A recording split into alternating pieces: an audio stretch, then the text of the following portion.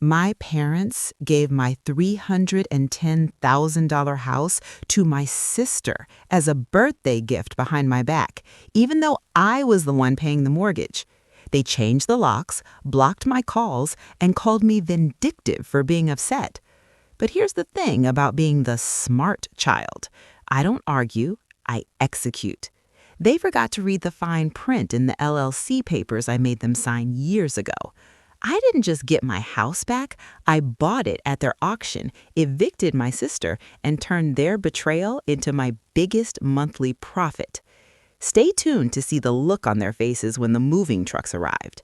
My friends keep roasting me, saying nobody's riding with us. If you're really with me, comment "I'm in" and smash subscribe. We're pushing to 10K together.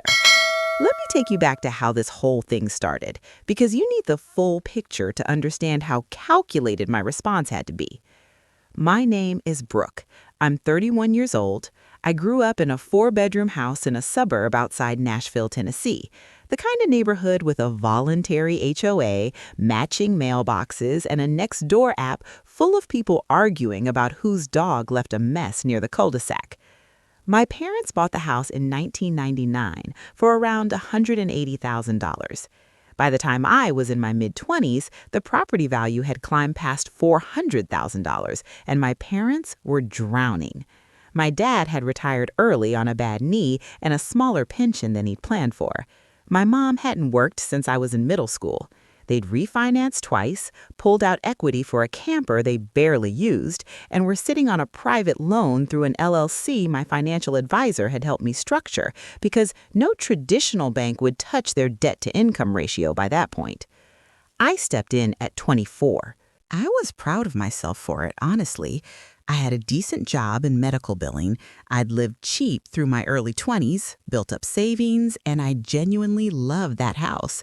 So I worked with my advisor and we created a private mortgage arrangement. My LLC became the lender of record. I paid myself, essentially, but the legal structure was real and clean and documented. I covered $1,400 a month. For 7 years, that's just under $118,000 in payments, on top of the $35,000 I'd put in up front to clear their balloon payment in the first place. I had equity in that house, real, legal, documented equity. I wasn't just a helpful daughter, I was functionally a lien holder. My sister Dana is 4 years older than me and has been figuring herself out for approximately the entire time I've known her. I say that without cruelty, it's just the truth. She moved back home at 30 after a divorce, worked part-time at a nail salon, and had a habit of spending money she didn't have on things she didn't need. My parents spent years enabling her and years telling me to be patient with her, and she's going through a lot. I was patient. I was so patient. I never complained about the mortgage. I never complained about the fact that Dana lived in that house rent-free while I rented a 1-bedroom apartment 20 minutes away. I told myself it was fine. It was family. 3 months ago, my mom called me on a Thursday night. Her voice was strange, high and bright, the way people sound when they're nervous and trying not to show it. She said, "We did something really exciting for Dana's birthday. We want to tell you about it in person." My stomach did something weird when she said that. I don't know why. Just instinct, I guess. I drove over Saturday morning. Dana was already there, which was odd. They had coffee out and a little plate of those grocery store cookies I've never once seen my parents buy. My dad wouldn't look at me directly. My mom slid a manila folder across the kitchen table and said, "We signed the house over to Dana. As a gift, we used a quitclaim deed. It went through last week." I didn't say anything for a long time. I just stared at that folder. Inside was a copy of the deed, filed with the county, dated 9 days earlier, transferring full ownership to Dana Marie Callahan, my sister, who had never paid a single dollar toward that property. When I finally spoke, I asked one question. "What about the mortgage?" My mom smiled. She actually smiled. "Well, we were hoping you'd keep helping with the family bill for a little while longer while Dana gets settled. She's going to need time to—" I stood up. I picked up my purse. I said, "I need to think," and I walked out. Dana followed me to the driveway, and this is the part that still makes my blood pressure spike when I think about it.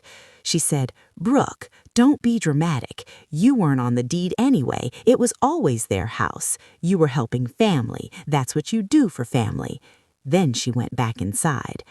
I sat in my car for 45 minutes. Then I drove to my apartment, opened my laptop, and read my LLC's mortgage agreement for the first time in a while, specifically the part I'd had my attorney include in 2018 on the advice of my financial advisor, the due on sale clause. It's a standard provision. It says that if the property changes ownership without the lender's written consent, the entire remaining loan balance becomes immediately due and payable, the full amount, not the monthly payment, all of it, at once. The remaining balance on that note was $141,000. I did not call my parents. I did not argue. I did not post anything online. I did not tip anyone off. I went to work Monday morning. I went to the gym Monday night, and I made a very quiet phone call to my LLC's registered agent, which is managed through my attorney, and I reported a transfer of ownership event on the secured property. Just like the contract required, my attorney sent a formal notice of the due on sale clause violation to the property's new owner of record, Dana, and to my parents as the original borrowers on official LLC letterhead. They had 30 days to pay the outstanding balance in full or cure the default, $141,000 due in full.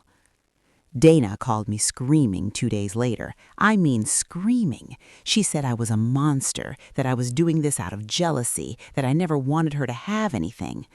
My mother called and cried. She said she didn't know about the clause, which I believe honestly because she never read anything, and that I was breaking up the family.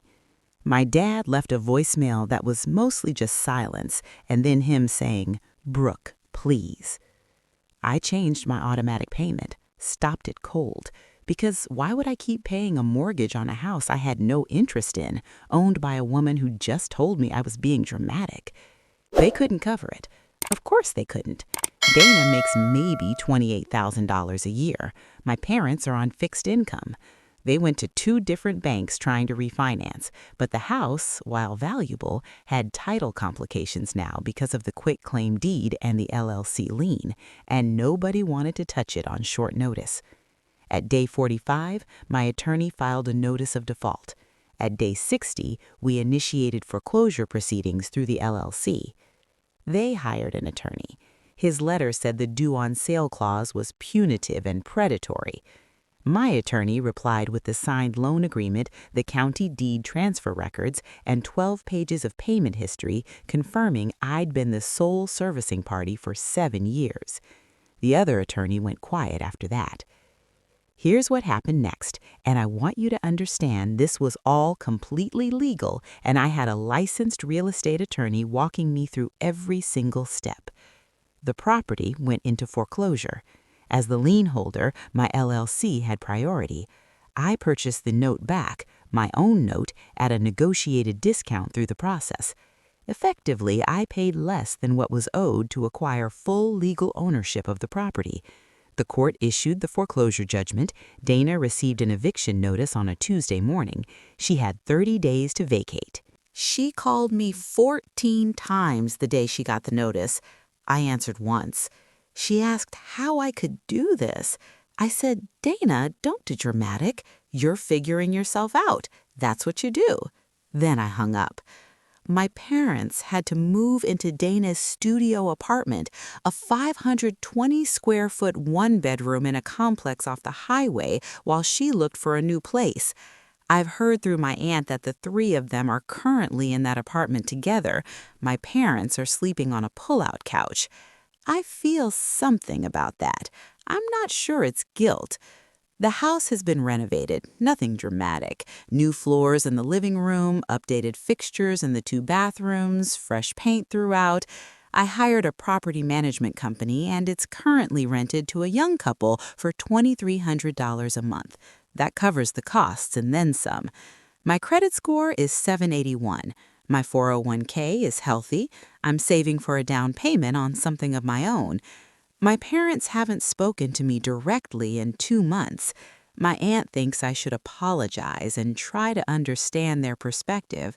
I told her I understood their perspective perfectly. They thought I was too loyal and too patient to ever stop being useful. Turns out they were wrong. I wasn't just paying a family bill. I was building leverage. I just didn't know it yet.